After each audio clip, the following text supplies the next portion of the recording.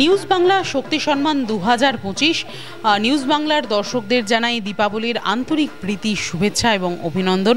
আপনারা সকলেই জানেন দীপাবলি মানে হচ্ছে আলোর উৎসব, আর সেই আলোর উৎসবের মধ্যে যেরকম বাঙালি অবাঙালি সকলেই বেরিয়েছে, ঠিক একইভাবে কিন্তু নিউজ বাংলার টিম অর্থাৎ আমরাও কিন্তু বেরিয়ে পড়েছিলাম উত্তর থেকে দক্ষিণ, পূর্ব থেকে পশ্চিম, পাড়ায় পাড়ায়, মণ্ডপে মণ্ডপে। আর আজকে এই মুহূর্তে আমরা চলে এসেছি সন্তোষ মল্লিক স্মৃতি সংঘের যে পুজো, সেই পুজোর যে মণ্ডপ, সেই পুজো মণ্ডপে কিন্তু আমরা দাঁড়িয়ে আছি।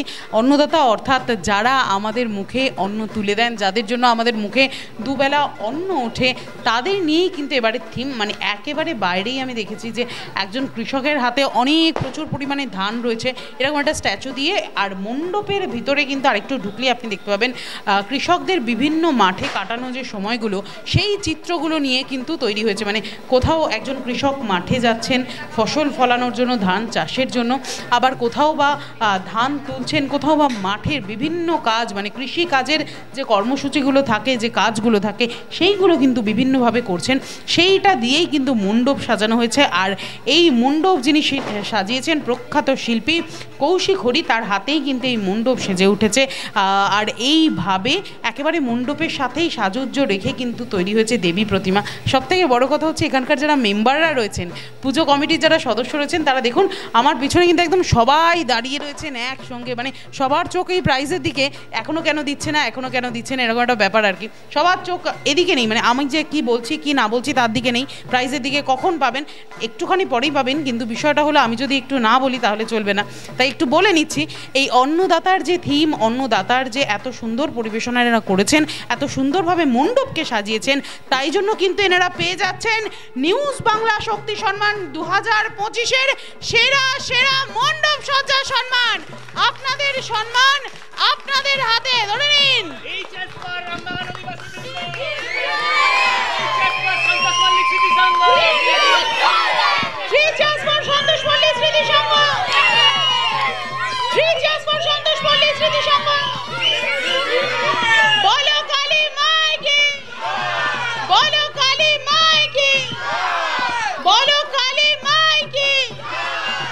কি বলবেন, কেমন লাগছে?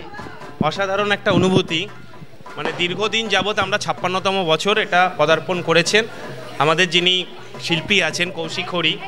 তার মূল বক্তব্য হচ্ছে, এবং আমাদের এবারের মূল থিম হচ্ছে যে দেখুন, মানুষ যা কিছু করে পৃথিবীতে নিজের পেটের জন্য করে, অন্যের জন্য করে, এবং যেই অন্নটা যারা যোগান গ্রাম বাংলার সেই চাষিরা, তাদের ওপর নির্ভর করে আমাদের থিম। অর্থাৎ একদম মাটির থিম, একদম বাংলার থিম, একদম মাটির গন্ধ থেকে এই থিম উঠে আসা। এবং এটাই আমাদের এই বছরের মানুষের কাছে পৌঁছে দেওয়া, যে যারা সারা বছর ধরে এত কষ্ট করছেন তাদের জন্য আমরা কিছু করতে পারছি, তাদের এই প্রস্ফুটিত চিত্রটা আমরা মানুষের কাছে পৌঁছে দিতে পারছি, এটাই আমাদের কাছে অনেক। আচ্ছা, এখানে কিন্তু শুধুমাত্র মাটির থিম নয়, যারা রয়েছেন তারাও কিন্তু ভীষণ মাটির মানুষ দেখতে পাচ্ছি। কি বলবেন এই বিষয়টা নিয়ে? অবশ্যই আমাদের এখানে সবচাইতে বড় যেটা ভূমিকা থাকে, আমাদের এখানে পুরুষের থেকেও বেশি মহিলাদের পার্টিসিপেশন থাকে, যেটা আমাদের কাছে সবচাইতে বেশি গুরুত্বপূর্ণ। এবং আমাদের এই ক্লাব সারা বছর আমরা বিভিন্ন সাংস্কৃতিক অনুষ্ঠানের সাথে সাথে এরকম বড় বড় পুজোও আমরা করি। আশা করি আপনারা যে এসছেন নিউজ বাংলাকে, আপনাদেরও আন্তরিক শুভেচ্ছা দীপাবলি। এরকম করে আমাদের পুজো আপনারা আশীর্বাদ করুন, যে এইভাবেই আমাদের পুজো দিনের পর দিন আরও এগিয়ে যাক। আচ্ছা, মহিলা বাহিনী, নারী বাহিনীর জন্য একটা জোরে হাততালি হবে। এবার একটু মহিলাদের কাছে চলে যাব। কি বলবেন, কেমন লাগছে?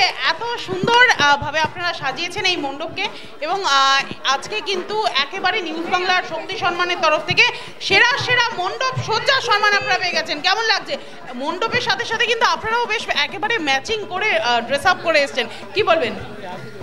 ভালো তো লাগছেই, কারণ নিজের পাড়ার পুজো, ছোট থেকে বড় হয়েছে, এটা আমার বাপের বাড়ির পাড়া। আর আমবাগান অধিবাসীবৃন্দ প্রত্যেক বছরই চমক রাখে প্রতিমার ওপর বা মণ্ডপ সজ্জার ওপর। এই বছরের থিম যেমন আমাদের অন্নদাতা, যেটা হচ্ছে একদম কৃষকরা যেভাবে আমরা আমাদের ভিত, যেটা আমরা পেটের যদি ভাত না পড়ে আমরা তো সে মানে জীবনযাপনই করতে পারবো না, সেই চাষিদের সেই চাষ সমস্ত কিছু ফুটিয়ে তোলা হয়েছে মণ্ডপ সজ্জা দিয়ে। আর তার সাথে এই একতাটা আমাদের, যেটা মহিলাদের নিয়ে কথা হচ্ছিল, সেটা সত্যি আমাদের পাড়ায় রয়েছে। আমাদের পাড়ায় নানান রকম সাংস্কৃতিক অনুষ্ঠান, পুজো, এবং প্রত্যেকের বন্ডিং খুব ভালো। মানে সবাই একসাথে সমস্ত কিছু আমরা অ্যারেঞ্জ করি, এবং প্রত্যেক বছরের মতো এবছরও সেটাই ফুটিয়ে তোলার চেষ্টা করা হয়েছে, এবং প্রাইজটা পেয়ে অসাধারণ খুশি হচ্ছে এবং ভালো লাগছে। কতটা উৎসাহিত, কতটা আনন্দিত? খেটেই যাচ্ছি, খুব আনন্দিত। প্রচণ্ড আনন্দিত, কিন্তু এখন খুব স্তব্ধ সব দেখে।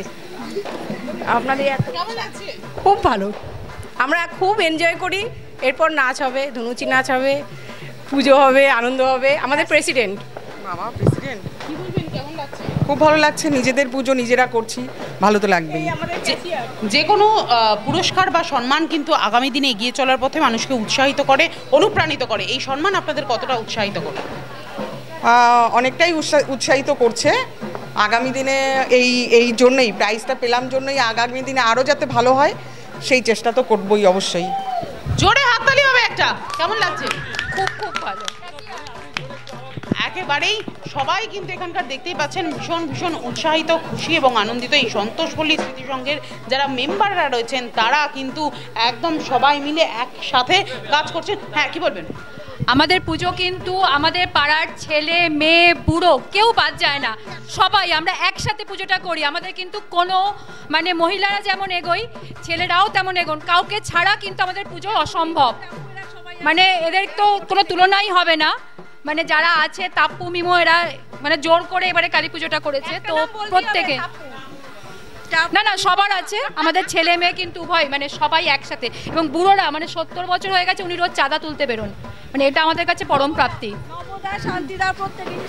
একেবারেই মানে আবাল বৃদ্ধ বনিতা নারী পুরুষ সকলে মিলে কিন্তু এই সন্তোষপল্লী স্মৃতি সংঘের এই পুজোটা এনারা করেন।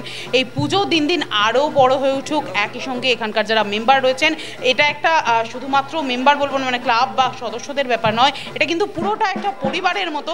এখানকার সকল সদস্যদের উত্তর শ্রীবৃদ্ধি হোক, এই শুভেচ্ছা এই শুভ কামনা রেখে আপাতত আমরা এখান থেকে বিদায় নিচ্ছি। Thank you. নিজেদের জন্য একটা জোরে হাততালি হবে।